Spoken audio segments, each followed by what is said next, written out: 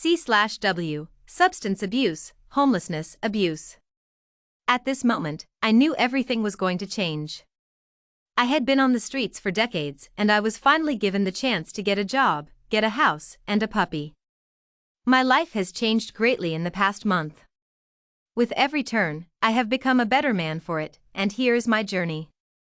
I never was on drugs, never had a family, and had a job when I was in high school. But I was a drifter. I had nothing except a lean-to and old radio to call to my name.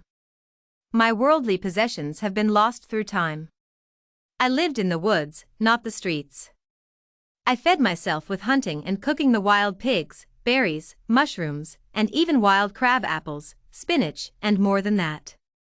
I have never stolen or begged, but I was given the opportunity and the chance to tell my story, and this director person took me under their wings. When you are ready, start speaking, Kyle. The man spoke as he adjusted his camera. Thank you. My name is Kyle Rain, I am 45 years old, and from this great state of Montana. I have never lived anywhere else but here. I was born in the back countries of Kentucky. I said, staring straight ahead. How did you get here, your schooling, and how did you get to this point in your life? He asked, popping in a cigarette. The wind picked up near us. I was 16 when I ran away from my parents' farmhouse. They were addicts of various substances, drugs, and had a real problem. Back in the early 1980s, I was in high school. I got decent grades but nothing to be proud of. Back then it was different. There was no CPS back in those days. I had no one except me and my siblings were too young to understand their families. I left the day I turned 16 and haven't looked back. My first job was at Wacky Charlie's and I was in the suit. It was a small job but paid well enough. After a while I was fired, they didn't want a kid with no degree working there. How I got to this point in my life is hard to say, but it started when I was 16. I had various small odd jobs or tax collectors, census debates, and even I was set to go on a game show. Once the work dried up I hopped on a train and went towards California. I said as I shifted uncomfortably in my seat, it being the first time on camera. And what did you do in California? He asked, adjusting the lighting. I must have looked like a bum as I stared at my faded clothes, shabby hair, and unclean, no-cut appearance. I could probably pass as Jesus if you looked at me the right way. Well, I got a job at a surf shack. It paid well, but I, of course, looking like a bum, got fired for being accused of stealing the funds, which I didn't. I don't steal. So I went and worked at a tax collector place for about a good 2 years. I felt like I was in a dead-end job and rode the rails again up to Idaho. There I made my way hiking and living in nature.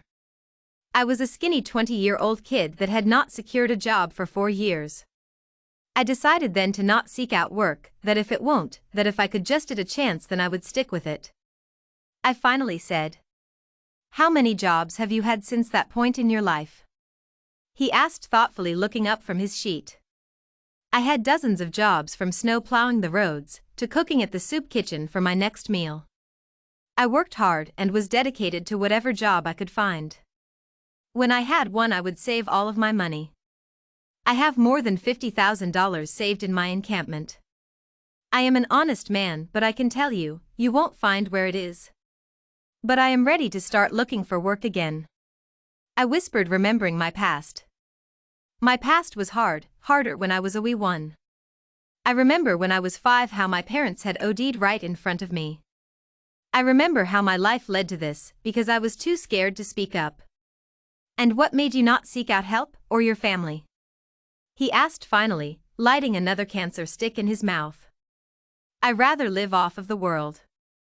I had a girlfriend one time, and they used and abused me. I rather not be a burden to people, that is my morality. And my family is long dead. My brothers and sisters died from overdoses, and because of their addictions. My parents died from what I heard on April Fool's Day, of all days. I finally said, watching the sunset in the distance. And if you had a chance on getting back on your feet? He asked joyously. I stared at him, smiling as I finally spoke to him. Of course I would take it at a snatch. But I have no clue where to start. I don't know what greed does, but it sounds sickening to those with nothing to lose. I am fulfilled with my life, but I do wish I had a puppy. I just love man's best friend, a husky one at that, directed calmly. What if I was to tell you that I can get you a home, a car, teach you how to drive as well, and a job? If we were the ones to give you a chance, would you take it? He said, standing up. Is this real? I asked, tears beaming in my eyes. It is real. We have a position that fits all of your experience at our firm for an entry-level call position, IT stuff. We have a home paid in full by our team. If you were to take it for the first 2 years of your rent, you just have to cover utilities, of course, and we have a car, a 2021 red Lexus. He said, coming into the screen as the color in my face grew a bit red, and I stared at him, then the camera, and back, seeing if it was a joke. Thank you. If it is true, I am thankful for the chance and the opportunity, I said to him. Well, let's go pack you up and get you settled in your new home. He said as I hugged him, crying tears of joy, and yes, a man can cry. It has been a whole month since this exchange, since I was given this amazing chance. That man changed my life. A lot has changed in my life. I started the very next day at this IT firm for the filming company. I met and adopted a new puppy that I had named her Chance, after how this man gave me a chance, and how I never knew I needed this life. I met this wonderful woman who has come over every day for a home-cooked meal, both of us cooking together. I took out my first savings account and paid off my utilities and gas, electricity for a year. I got a driver's license last week and have learned how to drive pretty quickly. I even found out I had a half-brother who had been looking for me for decades. We rekindled over these past few weeks, and when I get time off I am taking a vacation to go see him. Everything has changed in my life in this past month. If I was never given a chance, I wouldn't be where I am. What I learned is that you need to give people a chance and to believe in them. My story is unlike others, but I have learned that life is but an adventure.